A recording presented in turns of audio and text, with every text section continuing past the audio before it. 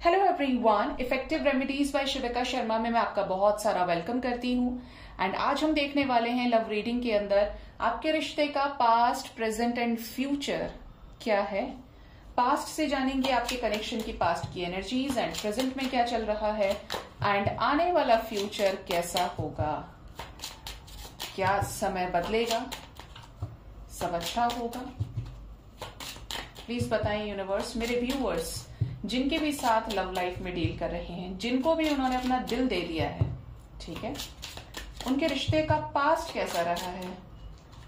Card number 1, 2, this is for your past energy of this connection, present and future कैसा है इस रिश्ते का।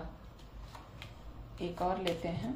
Bottom of the deck is the lovers, मतलब जिनके भी साथ आप रहे हैं, दिल तो आप दे चुके थे सही से एकदम। द लवर्स का मतलब equal love, passion, care, equal romance, equal energy, equal vibration. तो आप जितना इन्वॉल्व रहे, आपके पर्सन पास्ट में आपके साथ उतने ही इन्वॉल्व रहे हूं, ठीक है।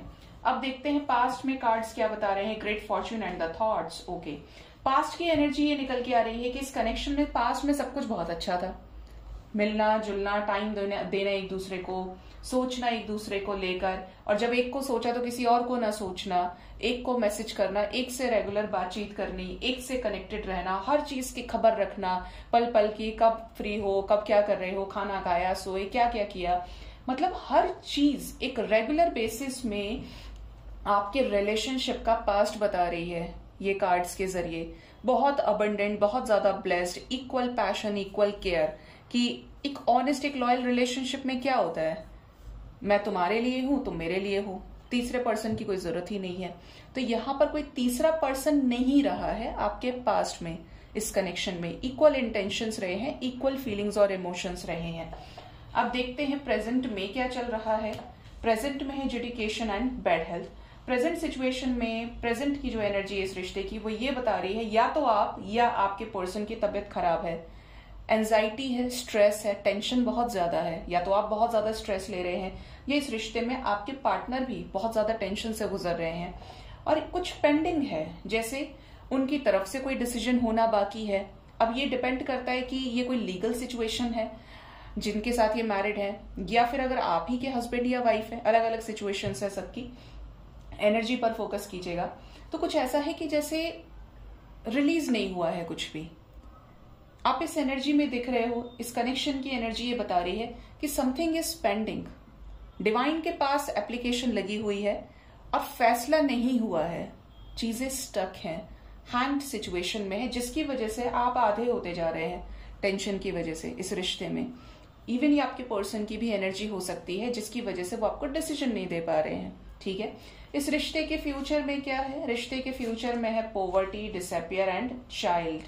ओके, यहां पर देखिए जो कनेक्शन का फ्यूचर है वो ये बता रहा है कि कुछ लोगों के लाइफ में तो कोई फ्यूचर नहीं है। मेरा काम है सच बोलना।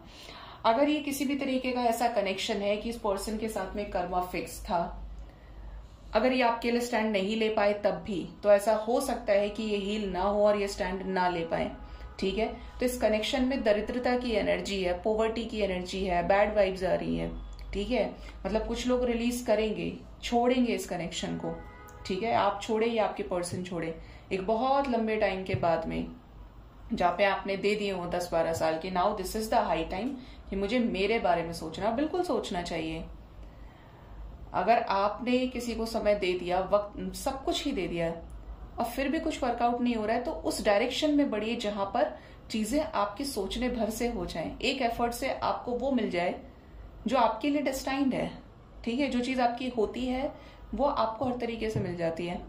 दूसरा, यहाँ पे इस कनेक्शन के फ्यूचर में ऐसा नजर आता है, अगर आप मैरिड कपल हैं और आपका बच्चा नहीं है कोई भी, तो पॉसिबल है कि आने वाले टाइम में आपको बेबीज हो जाएं, ठीक है, एक या एक से ज्यादा बच्चे, ठीक है, कंसीव कर सकते हैं, हस्बैंड के साथ रियूनियन हो सकता है। कुछ लोगों के लाइफ में ये भी हो सकता है कि बच्चे रीजन बन सकते हैं इस रिश्ते का फ्यूचर का।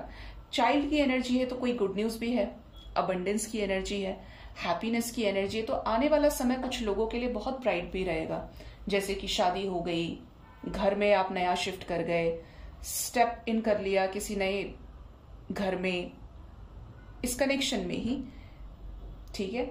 डिसअपियर की एनर्जी है। कुछ लोगों के लाइफ में फ्यूचर में नजर आता है कि पार्टनर आपके लाइफ से डिसअपियर हो जाएंगे, कि जैसे चाहिए ही नहीं या हो ही नहीं सकता तो रिलीज करें। और क्या है इस रिश्ते के फ्यूचर में angels? The false person, main male and the lovers, ये आना था, मतलब जर्नी के साथ में है। तो यहाँ पर काफी सारे लोगों का फ्यूचर में रियूनियन तो होगा। जो एक सही व्यक्ति से डील कर रहे हैं, डेस्टाइन पार्टनर से डील कर रहे हैं, आप रियूनाइट होंगे, ठीक है, रियूनियन पक्का है। दूसरा यहाँ पर ये भी है मेन मेल, कोई ऐसा व्यक्ति बीच में आ सकता है जिसकी वजह से आप छोड़ दें इस कनेक्शन को। अगर ये एक्स्ट्रा मैरिटल है, ये फ्रेंडशिप है, पेरेंट्स बीच में आ सकते हैं, हस्बैंड या वाइफ बीच में आ सकते हैं, जिसकी वजह से ये कनेक्शन आपको छोड़ना पड़े। इवन कुछ लोगों के कनेक्शन में ये भी वाइब्स आ रहे हैं कि अगर आप अपने पार्टनर को अभी तक दूध का दूल्हा समझ रहे थे, बहुत अच्छा समझ रहे थे या समझ रही थी, आपके सामने इनका असली चेहरा आ सकता है। आपको लग रहा हो कि आपकी गलती है, मेरा गिल्ट था, लेकिन आने वाले टाइम में ऐसा हो सकता है कि आपको ये पता चले कि यार मैंने उसको धोखा नहीं दिया है, मैंने तो सही बोला था, वही इंसान ऐसा निकला, या उसने मेरे साथ किया है। तो यहाँ पर कुछ लोग एक फॉल्स पर्सन को रिकॉग्नाइज कर पाएंगे। कुछ लोग जो स्टक सिचुएशन से गुजर रहे हैं, उनके कनेक्शन में एक फेवरेबल चेंज आएगा, आपकी गाड़ी चल पड़ेगी, जो चीजें रुकी हुई थी वो पॉजिटिव डायरेक्शन में आगे बढ़ेंगे, आप आगे बढ़ोगे। अब यहाँ पे ये डिपेंड कर रहा है कि रियूनियन की तरफ आगे बढ़ रहे हो, पार्टनर के साथ रिकंसिलेशन में आओगे, या फिर फॉल्स पर्सन पहचान के अपनी लाइफ में बेहतर तरीके से चीजों को रीस्टार्ट करेंगे, ठीक है। ये चीजें आपके रिलेशनशिप के पास्ट, प्रेजेंट एंड फ्यूचर में नजर आ रही हैं, ठीक है। ये जो फ्यूचर की एनर्जी कब तक रेजोनेट कर सकती है, तो 15 आवर्स और मैक्सिमम 15 डेज के अंदर अंदर आप एक्सपेक्ट कर सकते हैं एक पावरफुल चेंज इस रिश्ते में। सो गाइज, ये थी रीडिंग। होप इस रीडिंग से आपको गाइडेंस मिली होगी। अपना बहुत ज्यादा ख्याल रखें। Thank you so much. Bye bye, take care.